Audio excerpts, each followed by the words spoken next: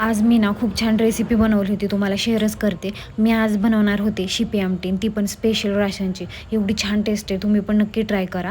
पहिले तर सांगते काय काय रेसिपीमध्ये करायचं. आलं लसूण पेस्ट आहे ना बारीक करून घ्यायची आणि पहिले तर कढईमध्ये तेल टाकून घ्यायचं. तेल वगैरे चांगलं गरम झाल्यानंतर ना जी आपण पेस्ट बनवली ना ती त्याच्यामध्ये टाकून घ्यायची आणि लालसर होस्तोपर्यंत परतून घ्यायची.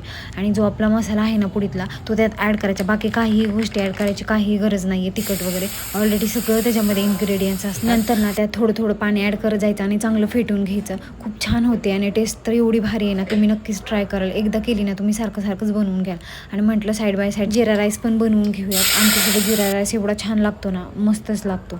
मग जिरा राईससुद्धा टाकून घेतला आणि जिरा राईस टाकल्यावरती भाकरी थोडं उशिराच करणार होते, पण ह्यांचा फोन आला की लवकरच बनव, मला खूप भूक लागली आहे. मग भाकरीसुद्धा बनवायला घेतली आणि एवढी छान फुगली आहे बघा. मला आधी येत नव्हती पण आत्ता छानच यायला लागली. मस्त असं ताट बनवलं त्यांच्यासाठी. एका साईडला कांदा, भाकरी आणि ही शिपी आमटी आणि थोडं फुटाणे पण तोंडी लावायला घेतले. एकदम मस्त बेत केला होता. तसंही आज खूप लवकर सगळं आवरून झालं होतं, तर म्हटलं चला थोडं बाहेर फिरून येऊयात. क्लॉक टॉवरला गेलो, तिकडे छान असं फिरलो, थोडं स्ट्रीट फूड पण खाल्लं आणि असा होता छोटासा मिनी ब्लॉग. भेटूयात नेक्स्ट व्हिडिओमध्ये.